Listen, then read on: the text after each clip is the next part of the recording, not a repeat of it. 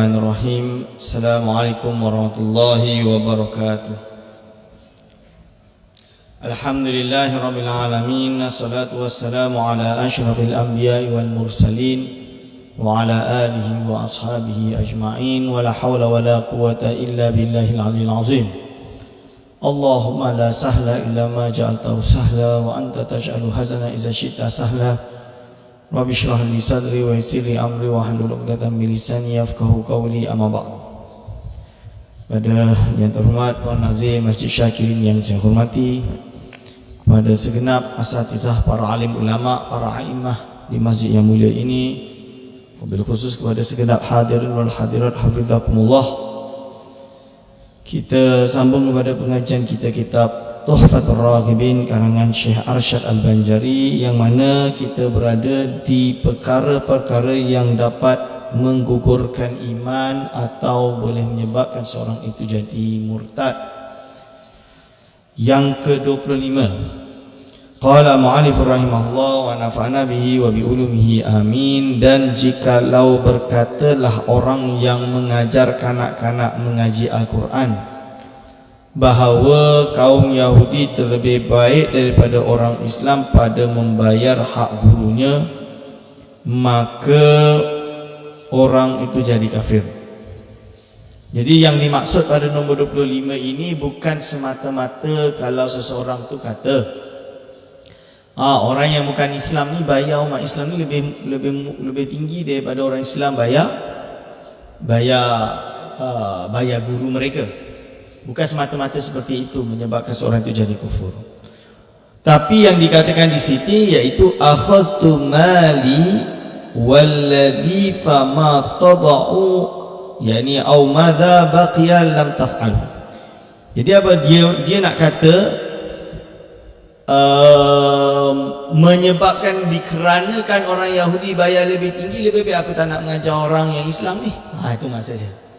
Jadi lebih baik aku mengajar orang-orang yang bukan Islam ini lebih tinggi derajatnya daripada aku mengajar orang Islam.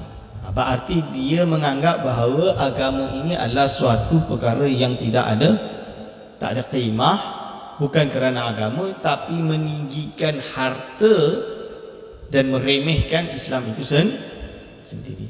Kalau mungkin kita mengkritik beberapa orang Islam yang membayar guru Muslim lebih rendah daripada orang yang Yahudi membayar guru mereka, sebagai kesadaran itu tidak ada masalah. Boleh nampak? Jadi niat dia apa? Dia redha dengan kekufuran tersebut. Wartadahu, dia meredai perkara tersebut. Lalu dia kata di sini, dan nomor 26, dan jikalau diberikan kepada kafir yang baharu masuk Islam akan harta zakat kerana menjinakkan dia, maka orang Islam berkata, mudah-mudahan kiranya aku jadi kafir kemudian aku masuk Islam pula, supaya diberi orang kepadaku harta seperti orang itu ia jadi kafir. Jadi ini masalah zakat mu'allaf. Jadi dalam bab asnaf, dalam ayat Asnaf 8 ada satu mu'allaf qulubuhum. Mu'allaf ni siapa? Mu'allaf ni yang dianggap supaya diberikan zakat dengan harapan zakat itu akan melentukan hati dia sehingga dia kuat lagi di dalam Islam dan suka di dalam Islam. Jadi zakat mu'allaf diperuntukkan bagi orang Islam sahaja, bukan pada selain orang Islam. Tapi Islam yang baru masuk Islam itu dengan harapan tasjid dia kekal di dalam Islam. Oleh kerana itu di zaman dahulu ulama biasa melihat apabila ada orang masuk Islam, sama ada kaya atau miskin, maka biasanya mereka akan berhitung di masjid, zakat, siapa nak zakat? Sekarang ada asnaf. Ada asnaf sekarang bagi zakat. So tiba-tiba ada orang kaya bawa satu kantang emas dia letaklah. Contoh dia. Ambil diberikan kepada orang yang baru masuk Islam tadi. Dan orang yang masuk Islam tu kaya atau miskin, dia terkejut dia dapat banyak duit. Oh, best lah masuk Islam, dapat banyak duit, contoh dia. Tapi ternyata ada orang yang bukan Islam melihat perkara tersebut dan dia teringin nak dapat macam tu juga. Sampai dia berkata apa? Mudah-mudahan. Ini masalah. Mudah-mudahan tu maksud dia bahasa Arab dia la'alla. La'alla. La'alla tu apa? Bahasa Jawa dia kalau kita makna tu menawa-menawa. Bahasa Melayu dia mudah-mudahan lah. Harapannya, ini dia panggil taraji. Taraji itu apa? Mengharap sesuatu yang mudah terjadi. Tapi ini bukan hanya mudah terjadi. Kalau mudah terjadi tapi bayaran dia adalah iman. Jadi mudah-mudahan kiranya aku jadi kafir. Kalaulah aku boleh jadi kafir dan akhirnya aku akan dapat macam ni. Dan ini tidak boleh kerana dia ridha dengan kekufuran. Ingat yang saya sebut tadi, penyebab kekufuran adalah ridha dengan kekufuran. Dan barang siapa menafikan Sayyidina Abu Bakar, itu sahabat bagi Nabi kita Muhammad sallallahu alaihi wasallam, maka orang itu jadi kafir. Jadi apa? Ada di kalangan kita yang menafikan sesuatu yang mutawatir, dia panggil takzib. Takzib itu adalah mendustakan apa yang dibawa oleh Rasulullah SAW atau khabar yang mutawatir, maka boleh menyebabkan seorang itu jatuh kufur. Kerana apa? Kesahabatannya Sayyidina Abu Bakar As-Siddiq itu adalah perkara yang semua manusia tahu. Nabi Muhammad sallallahu alaihi wasallam dengan Sayyidina Abu Bakar ni kawan baik yang hatinya dengan hati Sayyidina Abu Bakar ni tak dapat dipisah. Dari awal kemasukan Islamnya Sayyidina Abu Bakar As-Siddiq, dia termasuk yang terawal masuk Islam, dah bersama Rasul dan mencurahkan segala-galanya kepada Nabi Muhammad sallallahu alaihi wasallam. Boleh nampak tu tuan-tuan dan puan-puan. Jadi kalau kisah dia bukan hanya kisah dialah yang bersama Rasul lari dari Mekah menuju ke Madinah. Dia ni cintanya kepada Nabi Muhammad sallallahu alaihi wasallam ini sampaikan apabila ada ketika umat Islam mengumpulkan duit, mengumpulkan harta untuk pergi berperang jihad fisabilillah, dia kata ambil semua harta dia. Ambil semua harta dia. Bayangkan tuan-tuan dan puan-puan.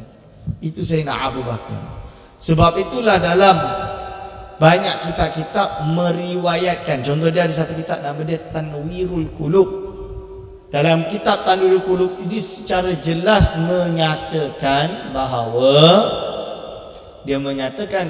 golongan ataupun Sayyidina Abu Bakar As-Siddiq ini adalah termasuk wali yang tertinggi di kalangan para sahabat. Justru di kalangan para manusia dia wali tertinggi. Kerana apa? Kerana dia inilah yang bersama Rasul suka dan duka dari awal sampai akhir. Dan dialah juga dilantik menjadi khalifah yang pertama, bukan yang lain. Ini contoh dia. Itu Sayyidina Abu Bakar. Lalu kalau ada hari ini menafikan, seperti golongan Syiah Rawafid yang sampai kepada darajat mengkafirkan Sayyidina Abu Bakar. Ada di kalangan mereka kata Sayyidina Abu Bakar ni pencuri khilafah maksudnya. Mencuri khilafah yang sepatutnya dipegang oleh Sayyidina Ali menurut mereka. Kalau sampai dengan mengkafirkan dan menafikan dia adalah termasuk daripada sahabat, maka ini dapat menyebabkan seorang itu gugurnya iman. Kalau sampai mujawazah pada had tersebut. Yang ke-27, dan barang siapa menafikan dan barang siapa, nombor 28, dan barang siapa dikata orang baginya engkau bukan orang Islam, maka jawabnya terhadap orang itu dengan sahaja aku bukan orang Islam, atau disuruh orang kepadanya hai Yahudi, maka dijawabnya akan seruannya maka orang itu jadi kafir. Ini sebab apa? Sebab dia mengiyakan kekufurannya dia apabila diseru, Ada orang tanya, ya kafiru, hey kafir. Dia kata ya, misalnya dia, memang dia lah dengan niat membenarkan. Kerana apa? Kerana al-jawabu, jawab itu yaduru ala soal, sesuai dengan pertanyaan. Kalau dia kata apakah engkau mencuri? Ya, maksudnya ya aku mencuri. Itu misalnya. Berarti dalam kes ini apa? Ada orang panggil dia, engkau bukan orang Islam. Dia mengiyakan. Berarti dia meredai kekufuran. Dan ini menyebabkan seorang itu jatuh ke dalam kekufuran. Jadi kita umat Islam kena hati-hati. Aku bukan, atau dia kata apa? Hai Yahudi. Orang panggil hai Yahudi padahal dia bukan Yahudi. Lalu dia mengiyakan, ya saya Yahudi. Misalnya dia. Ini juga boleh menyebabkan kekufuran. Kecuali yang dimaksud dengan Yahudi tersebut adalah Bani Israel, kerana bersifat bangsa bukan bersifat agama. Kerana ada banyak umat Islam yang hebat-hebat juga keturunan dia adalah keturunan Yahudi. Mereka masuk Islam kerana menemukan kebenaran. Dengan masuknya dia di dalam Islam, maka yang dia dakwah adalah Islam dan memiliki kitab dalam Islam dan menjadi ulama Islam.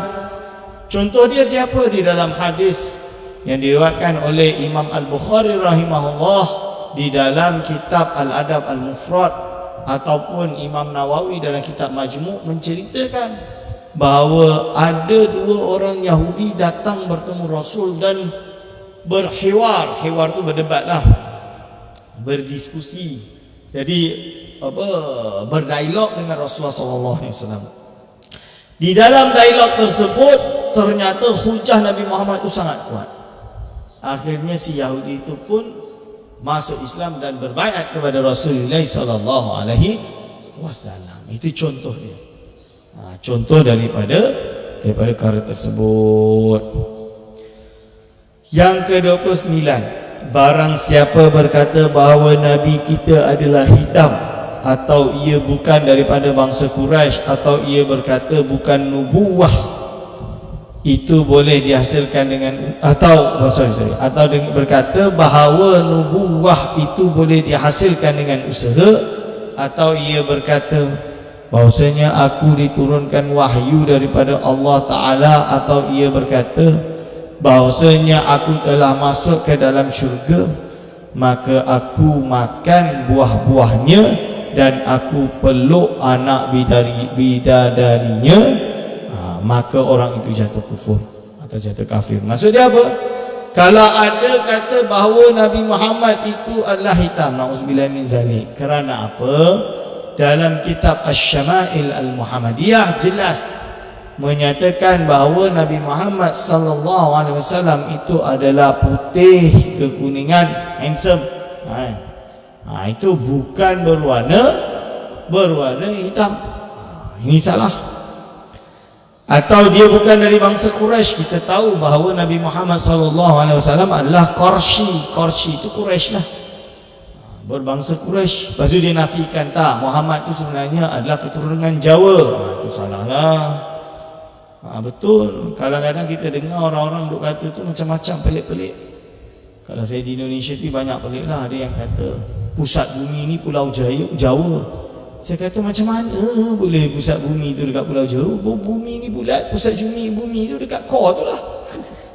Betul ke tak? Itu contoh dia. Jadi jangan mudah tertipu. Tuan-tuan dan puan-puan, jangan mudah tertipu dengan berbagai teori. Kita panggil konspirasi teori. Tapi kalau ini bukan konspirasi teori, ini dipanggil dengan Allahumma shalli ala sayyidina Muhammad. Kalau bahasa Jawa kita panggil klenik. Klenik ini benda-benda yang pelik lah. Ini khurafat yang tak boleh dipercayai, karut-marut. Lalu ada yang berkata, kalau ada yang berkata bahawa nubuah kenabian. Nubuah tu kenabian. Jadi kenabian ini itu boleh dihasilkan dengan usaha. Kalau ada orang menganggap bahawa kenabian boleh diusahakan dengan usaha lah, maksud dia darajah nubuah ini adalah kasbi, bukan anugerah daripada Allah SWT, maka boleh menyebabkan dia kekufuran. Kerana apa? Kerana dia menafikan bahawa Allah Subhanahu wa taala dia telah memilih sejak azali siapa yang dipilih menjadi nabi dan siapa yang tidak. Kan kita dah belajar dalam ilmu akidah, Allah ada ilmu yang mengetahui segala perkara secara tafsil. Yang mana ilmunya bukan dari tidak tahu lalu tahu, tapi dah sedia ada tahu. Lalu Allah SWT ada iradah, ada kehendak berdasarkan ilmunya untuk menentukan seseorang itu tinggi, pendek, di sini, di sana dan lain-lain. Dan dengan kudrahnya ketika sampai waktunya, maka dia mewujudkan sesuatu yang belum wujud, atau dia meniadakan benda yang sudah wujud. Semuanya sesuai dengan iradah dan ilmu Allah Subhanahu wa taala. Maka salahlah kalau ada orang kata ada orang tu belum nabi, lalu Allah SWT melihat dan memilih dia menjadi nabi. Berarti apa? Dia bukan dipilih sejak azali, baru dipilih sekarang. Itu salah. Kerana apa? Kenabian itu bukan kasbi, bukan perkara yang boleh diusahakan. Kenabian ini adalah anugerah Allah Subhanahu wa taala. Okey. Lalu dia kata apa? Atau bahawasanya aku diturunkan wahyu daripada Allah taala. Ini contoh masalahnya ni. Kerana apa? Kenabian terjadi apabila datangnya wahyu kepada seorang itu. Lalu ada orang kata Allah SWT bagi saya wahyu. Misalnya dia. Berarti apa dia nak kata? Dia itu nabi. Ini perkara yang boleh menyebabkan seorang itu jatuh ke dalam kekufuran. Tak boleh. Tak boleh macam tu. Jadi apa? Nabi atau tidak adalah tergantung kepada pilihan Allah Subhanahu wa taala. Dan Allah sudah memilih bahawa Nabi Muhammad sallallahu alaihi wasallam adalah nabi terakhir. Jadi tidak ada nabi lagi yang datang setelahnya. Yang ada apa? Ilham. Ilham ya. Dalam sebuah hadis sahih, yaitu Nabi Muhammad SAW bersabda bahawa di kalangan manusia yang Allah Subhanahu wa taala tahdiskan, muhaddatsuna apa? Yang diberi ilham, mulhamun, yang ditahdits yang dikhabarkan tapi bukan wahyu. Macam-macam diberi ilham lah. Fa'umaru min ummati. Fa'umaru yaitu Sayyidina Umar bin Khattab di kalangan umatku. Itu ada. Lalu ulama seperti Imam Ibn Hajar Al-Asqalani mensyarahkan yang dimaksud di sini, Imam Ibn Hajar Al-Asqalani dimaksud di sini muhaddatsuna adalah orang-orang yang mendapat ilham. Contohnya Sayyidina Umar. Sayyidina Umar ni bijak, cerdik. Bila terjadi sesuatu, ni macam ni. Siapa yang bagi dia idea? Ni macam ni. Allah Subhanahu wa taala. Tuan-tuan lah, kita dulu waktu ujian nak kena jawab soalan susah, tiba-tiba dapat idea, jawab macam ni. Ini tuan-tuan, Sayyidina Umar bin Khattab ini memang hebat. Dia ada satu karamah dia disebut dalam Sahih Bukhari atau Muslim, tapi Sahih. Ketika perang di Parsi, maka salah seorang sahabat yang bernama Sariyah, dia tak nampak ada musuh nak naik ke atas gunung. Jadi Sayyidina Umar yang ada di Madinah, Allah SWT tahdithkan, Allah SWT jadikan karamah kepada beliau. Jadikan karamah sehingga apa? Sehingga Sayyidina Umar bin Khattab melihat, dia di Madinah melihat Sariyah dari jauh dan berkata pada Sariyah, Al-Jabal, ya Sariyah, Al-Jabal. Tu dekat gunung tu, jaga gunung tu, kau naik gunung kau selamat, musuh datang kat belah sana. Dengar, ni tak ada YouTube, tak ada Skype, tak ada WhatsApp, ni tak ada lagi, telefon pun tak ada. Nak telefon walkie-talkie ke apa, satellite pun tak ada lagi. Maka apa terjadi? Naiklah Sariyah ke atas sebab dengan perkara tersebut. Ini adalah salah satu karamah Sayyidina Umar bin Khattab yang sabit. Yang sabit tuan-tuan. Sebab itulah Rasulullah SAW bersabda bahawa kalau muhaddatsuna, orang yang diilhamkan oleh Allah SWT di kalangan umatku, fahuwa Umar, fa'amaru, maka Umar lah orangnya. Ini contoh dia. So ini adalah sabit.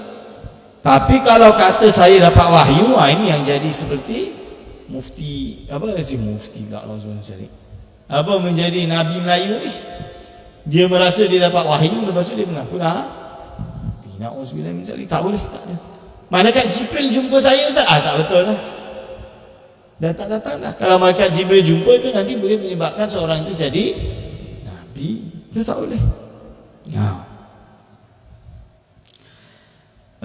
Atau bahawasanya aku telah masuk ke dalam syurga. Pun tak boleh lah, dah masuk dalam syurga. Macam mana dia belum meninggal, belum kiamat lagi nak masuk syurga apa? Jadi tak boleh. Nabi Muhammad SAW yang pernah melihat syurga ketika melakukan Isra wal Mi'raj. Ketika Isra dan Mi'raj melihat syurga. Maka aku akan makan buah-buahnya dan aku peluk bidadarinya. Itu adalah batil. Yang ke-30, dan barang siapa tiada mengkafirkan akan orang yang beragama dengan agama yang lain daripada agama Islam, seperti agama Yahudi dan Nasrani, atau ia syak pada mengkafirkan mereka itu, atau disahkannya akan mazhab mereka itu, maka ia jadi kafir. Ini yang saya sebut tentang redha kekufuran. Kalau ada pada hari ini kita panggil golongan pluralis. Pluralis ni apa? Dia menganggap semua agama itu hak. Semua agama itu betul. Semua agama itu masuk syurga. Tapi kalau dia hanya kata semua agama itu berusaha mencari kebenaran, itu betul lah. Semua agama berusaha mencari kebenaran. Tapi hanya Islam sahajalah agama yang benar, itu tak ada masalah. Tapi kalau dia kata bahawa semua agama itu masuk syurga, itu salah. Itu salah. Maka dalam hal ini, kalau ada orang kata agama Yahudi, agama Kristiani, agama yang betul, agama yang hak, masuk syurga lah, masuk syurga, itu salah. Tak boleh. Islam kena tegas, agama kita lah agama yang benar. Seperti halnya mereka percaya agama mereka juga yang paling benar di sisi mereka. Mereka akan kata kita ini adalah gembala-gembala yang sesat. Ini kita kena faham. Maka kita juga mengatakan bahawa mereka bukan berada pada jalan yang benar. Tapi bukan menyebabkan kita ingin berperang dengan mereka. Tak. Ini hanya ketegasan kita di dalam hal urusan akidah. Lalu yang disebut di sini adalah apa? Bahawa dia meredakan. Meredha, iaitu apa? Dia mengkafirkan orang yang beragama Islam atau kaum Yahudi. Dia tak nak mengkafirkan yang lain daripada agama Islam seperti Yahudi dan Nasrani, atau ia syak pada mengkafirkan mereka itu, atau disahkannya akan mazhab mereka itu. Jadi dia syak, kalaulah agama bukan Islam ni betul, kan bagus. Nampak? Ini contoh dia. Kalaulah agama ni macam betul je, kerana ni itu tak boleh lah. Tak boleh. 31. Dan barang siapa menyesatkan umat Nabi Muhammad SAW, artinya membangsakan mereka itu dengan mereka itu kepada sesat, atau ia mengkafirkan akan segala sahabat Nabi, atau dinafikan kepadanya keadaannya. Al-Quran itu melemahkan segala orang kafir, atau menafikan mereka Mekah atau Kaabah atau Masjidil Haram, atau isyak kepada keadaannya, atau dikatanya aku tiada tahu yang dinamakan Mekah itu Mekah apa? Mekahkah atau lainnya, atau dinafikannya akan kejadian 7 langit dan bumi itu, menunjukkan bahawa menunjukkan akan kewujudan Allah Ta'ala setelah seperti dikatanya bahawa kejadian 7 langit dan bumi itu tiada menunjukkan kewujudan Allah Ta'ala, maka orang itu jadi kafir. Jadi apa yang pertama adalah dan bagaimana dan barang siapa menyesatkan umat Nabi Muhammad, berarti apa? Membangsakan mereka itu kepada sesat, atau ia mengkafirkan akan mereka atau segala sahabat Nabi. Maksud dia apa? Jadi pertama dia nak katakan bahawa umat Nabi Muhammad ini bukan berada pada jalan yang benar, dalam arti bukan berada pada Islam. Berarti mereka mengkafirkan sesama umat Nabi Muhammad SAW. Dalam hadis yang sahih, apabila seseorang berkata kepada saudara Islamnya, ya kafiru, wahai kafir, maka kafir itu akan kembali kepada salah satu dia. Kalaulah yang disebutkan ya kafiru itu bukan kafir, berarti dia muslim di sisi Allah, maka kafir itu kembali kepada yang berkata ya kafir. Nampak tu tuan-tuan? Oleh sebab itu kita tidak boleh mengkafirkan sesama umat Islam. Tak boleh kata kafir, mengkafir ini tak boleh. Maka saya terpaksa menulis sebuah artikel pendek berdasarkan kepada beberapa bulan ini, 1 bulan 2 bulan ini, budaya kafir mengkafir itu wujud di kalangan beberapa asatizah, lawan golongan yang mazhab yang berbeza dengannya, sampai mengkafirkan. Contoh dia, ada yang sampai kata golongan ini dia ni keluar daripada Islam. Sampai macam itulah dia takyinkan golongan tersebut. Dan dalam hal ini terpaksa saya tulis sebuah artikel, insya-Allah akan diterbitkan oleh utusan Malaysia dalam saya punya kolom lah. Saya ada kolom khusus tiap 2 minggu sekali, antara Selasa atau hari Rabu di utusan Malaysia. Biasanya hari Selasa. Biasanya hari Selasa. Mungkin Selasa ni lah akan keluar tentang jangan mengkafirkan, jangan jadi pengkafir. Lebih kurang macam itulah. Tak tahu nanti utusan Malaysia biasanya dia edit, ditukar judul yang catchy sikit biasanya. Itu boleh tuan-tuan baca dalam surat Qadah tersebut, bahayanya budaya kafir mengkafir. Dan termasuk isu perkara ini adalah apa? Yaitu orang yang menafikan Kaabah. Kerana apa? Kaabah ini mutawatir.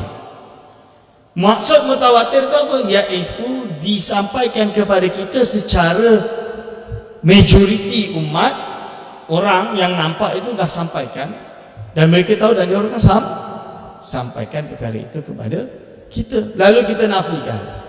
Contoh dia, kita tahu bahawa haji itu wajib, dan haji ini tak mungkin dilaksanakan melainkan di Mekah Al-Mukarramah. Tiba-tiba datang si fulan, dia kata apa? Mana ada Mekah, tak wujud. Memanglah dia tak pernah pergi Mekah lagi, tapi dia menafikan perkara yang pasti, yang mutawatir. Dan ini boleh menyebabkan seorang itu jatuh ke dalam kekufuran. Atau dia menafikan alam ini wujud. Dia kata tak, yang kita sedang nyata ni sebenarnya kita dalam mimpi je ni. Kita sebenarnya bukan berada di sini sekarang. Kita ni tak dekat sini, misalnya dia. Dan ini semua hanya tak ada ni tak wujud, ni macam game je ni. Contoh dia. Ini tak betul lah. Kerana memang kita sedang hidup, Allah SWT beri kita kehidupan dan hidup, dan kita yus'alu amma yaf'alun. Kita ini yang ditanya tentang apa yang kita perbuat. Nombor 32. Barang siapa mengingkari ba'thun.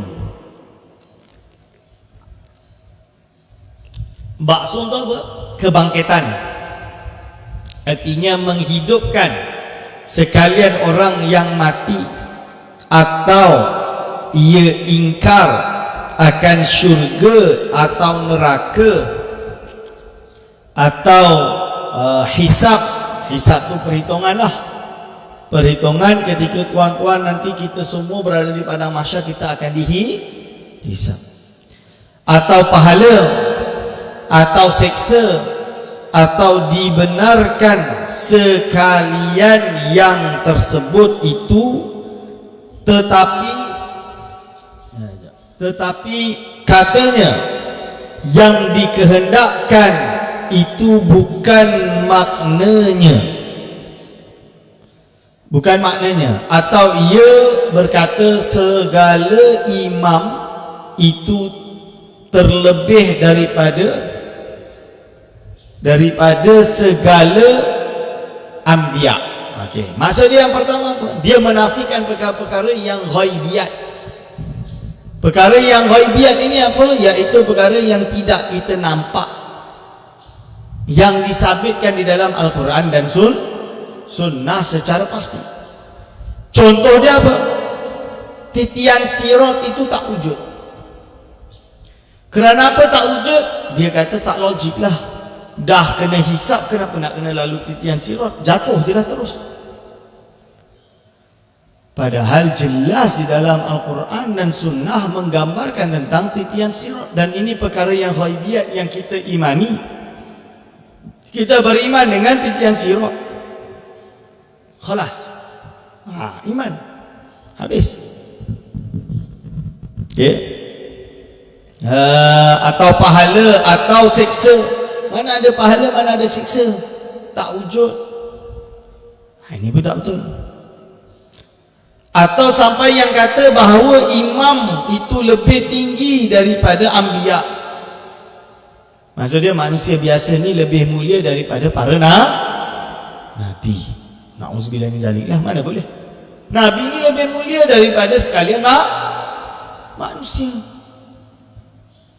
Maka orang itu jadi kafir, tetapi syarat segala yang tersebut itu jika diketahuinya akan makna barang yang dikatakannya itu. Syarat dia kena memang dia tahu, dan dia tahu perkara ini boleh menyebabkan kafir, tapi dia sengaja nak buat itu kerana dia tak terima, atau dia memang percaya dengan perkara yang dia katakan itu, maka barulah dia boleh jatuh kafir. Di sisi Allah, maksud dia tuan-tuan, di sisi Allah. Di sisi kita tak boleh dulu, kena masuk mahkamah dulu. Bab itu Mufti Terengganu yang ke-10, nama dia Sayyid Az-Zawawi belakang dia. Nama lengkap dia saya tak ingat lah. Sayyid Az-Zawawi, dia buat fatwa tahun 1963 ketika umat Islam dah mula budaya kafir mengkafir, terutama isu politik. Kafir mengkafir. Maka apa terjadi?